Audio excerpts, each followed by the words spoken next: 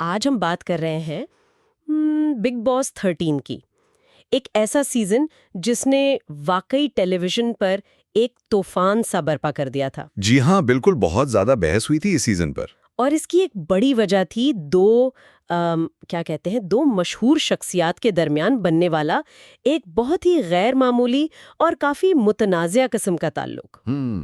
آپ سدھارتھ شکلا اور شہناز گل کی بات کر رہی ہیں. بالکل. ایک طرف تھے سدھارتھ شکلا، جن کا گھر میں رویہ، خاص طور پر رشمی ڈیسائی کے ساتھ جو ان کے جھگڑے تھے، وہ تو مسلسل سرخیوں میں رہے. جی، وہ تو کافی شدید تھے. اور دوسری طرف تھیں شہناز گل، پنجاب سے آئی تھیں اور کوشش کر رہی تھی کہ قومی سطح پر اپنی پہچان بنائیں. ہاں، ان کے لیے ایک بڑا پلیٹ فارم تھا. تو آج ہم یہی جاننے کی کوشش کریں گے کہ ان دونوں کے درمیان، خاص طور پر اس ماحول میں جہاں سدھارتھ گھر کے باقی لوگوں سے، رشمی سے اتنا لڑ رہے تھے، یہ تعلق آخر بنا کیسے؟ یہ واقعی ایک دلچسپ سوال ہے. ہماری یہ جو بات چیت ہے، یہ سدھناس saga T V titans at loggerheads نامی ایک مضمون کے کچھ خاص اقتباسات پر مبنی ہے. اچھا. تو ہمارا مقصد یہ ہے کہ اس مضمون کی روشنی میں تھوڑا گہرائی میں جا کر سمجھیں کہ بھئی یہ جو دو بالکل الگ سی شخصیات نظر آتی تھیں، ان کے بیچ میں تعلق کی نوعیت کیا تھی. ان کے اپنے محرکات کیا ہو سکتے تھے؟ ہاں، مطلب مضمون کیا کہتا ہے ان کے محرکات کے بارے میں، اور یہ جو بگ باس کا ماحول ہوتا ہے اتنا پریشر والا، اس نے اس سب پر کیا اثر ڈالا ہوگا. ماحول کا تو بہت بڑا کردار ہوتا ہے ایسے شوز میں. تو آئیے اس مضمون کے ذریعے سے اس کہانی کو سمجھنے کی کوشش کرتے ہیں. ضرور. تو شروع کرتے ہیں سدھارتھ شکلا اور رشمی ڈیسائی کے ٹکراؤ سے. مضمون انہیں ٹی وی ٹائٹنز کہہ رہا ہے. جی، مطلب ٹی وی کی دنیا کے دو بڑے نام. ہاں، جو بگ باس کے گھر میں آمنے سامنے تھے، اور ان کے جھگڑے کوئی ہلکے پلکے نہیں تھے. نہیں، بالکل نہیں. مضمون تو صاف لکھتا ہے کہ ان کے بیچ میں گالی گلوچ، بہت زیادہ. ایک دوسرے کی شدید بے عزتی، جی ہاں. اور یہاں تک کہ وہ بند دروازوں کے پیچھے والی باتیں اور جسمانی تشدد تک کے الزامات کا ذکر ہے. ہاں، یہ بہت سنگین الزامات تھے. مضمون میں اس کا ذکر ہے. تو اس مضمون کے حساب سے سدھارتھ شکلا کو ایک طرح سے بدماش یعنی بلی کے طور پر پیش کیا گیا ہے. جی، ایک ایسا شخص جو قابو سے باہر ہو، جو کسی کی نہ سنے اور غصے پر قابو نہ رکھ پائے. جی بالکل. یہ مضمون سدھارتھ کے کردار کی ایک، آپ کہہ سکتے ہیں کہ کافی سخت تصویر کشی کرتا ہے. ان کا جو رویہ تھا وہ صرف مردوں تک محدود نہیں بتایا گیا. اچھا. مضمون کہتا ہے کہ ان کا برتاؤ خواتین کے ساتھ بھی اکثر جارحانہ ہوتا تھا. اور ان کا وہ جو ایک مشہور جملہ تھا جس کا حوالہ مضمون میں بھی ہے، میں اپنی بہنوں کے ساتھ بھی ایسا ہی ہوں. ہاں، وہ تو بہت سونا تھا. تو مضمون اشارہ کرتا ہے کہ شاید وہ زبانی اور جسمانی جارحیت میں کوئی خاص فرق نہیں کرتے تھے.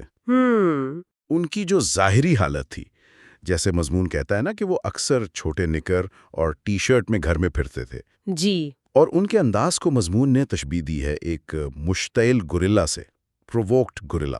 اچھا، یعنی کسی بھی وقت بھڑک اٹھنے والا. بالکل. اور مضمون میں یہ اشارہ بھی ہے کہ ان کا رشمی ڈیسائی اور شاید انڈسٹری کی کچھ اور خواتین کے ساتھ ماضی میں کوئی تعلق رہا تھا. جسے مضمون کہتا ہے ناکامی پر ختم ہونے والا معاشقہ، افیئر گون رانگ. شاید وہ بھی ایک وجہ تھی اس تلخی کی. یہ تو ایک پیچیدہ پس منظر لگتا ہے. اور پھر دوسری طرف تھیں رشمی ڈیسائی. مضمون انہیں کیسے دکھاتا ہے؟ بالکل مختلف. چھوٹی، خوبصورت، ٹی وی پر بہت مقبول اور نسبتاً نرم لہجے والی اداکارہ کے طور پر، ہے نا؟ جی ہاں، بالکل. مضمون کہتا ہے کہ ایسا لگتا تھا جیسے وہ ایک کنگ کانگ کا مقابلہ کر رہی ہیں. کنگ کانگ یعنی سدھارتھ شکلا. جی. اور اس کوشش میں مضمون کے مطابق ناظرین کی جو ہمدردیاں تھیں وہ کافی حد تک رشمی کے ساتھ تھی. اچھا. جبکہ سدھارتھ کو تو سوشل میڈیا پر عوامی رائے میں بدماش، سائیکو، یہاں تک کہ ذہنی مریض جیسے کافی سخت القابات مل رہے تھے. یہ تو بہت سخت بات ہے. جی.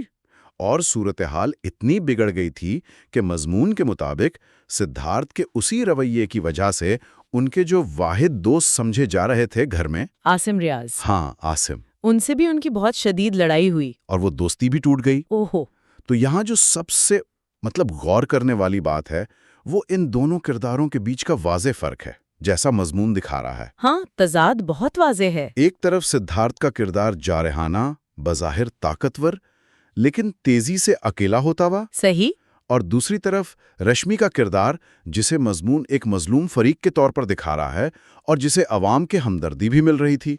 مضمون اس بات پر زور دیتا ہے کہ سدھارتھ کو گھر کے باقی زیادہ تر لوگوں نے ان کے بلند آواز، بہت زیادہ بولنے والے اور مسلسل گالی گلوچ والے رویے کی وجہ سے الگ تھلگ کرنا شروع کر دیا تھا۔ اچھا، مطلب وہ اکیلے پڑھتے جا رہے تھے؟ جی ہاں، وہ ایک طرح سے گھر کے ایک کونے میں سمٹ سے گئے تھے۔ مضمون کے الفاظ ہیں کہ وہ اکیلے، تھکے ہوئے اور باقی گھر والوں سے الگ تھلگ نظر آنے لگے تھے۔ یہ ایک بہت اہم موڑ لگتا ہے، سدھارتھ کا اکیلا پڑ جانا۔ تو ایک طرف سدھارتھ اور رشمی کی یہ جنگ چل رہی تھی اور اس کے نتیجے میں مضمون کے مطابق سدھارتھ گھر میں بالکل تنہا ہو رہے تھے۔ جی۔ اور ٹھیک اسی وقت جب گھر کا بیڈ بوائے الگ تھلگ